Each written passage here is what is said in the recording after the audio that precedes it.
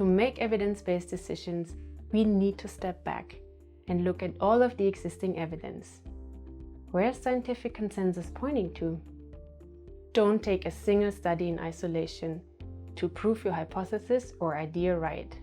Instead, take your analytical expertise and critique the strengths and limitations of each individual study. Perform a basic sense check. What are the actual data? What are the effect sizes? How do they fit with our current understanding?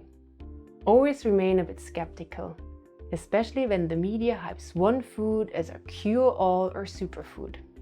It's always good to look behind the headlines. What study is being cited? What are the study characteristics? Who paid for it?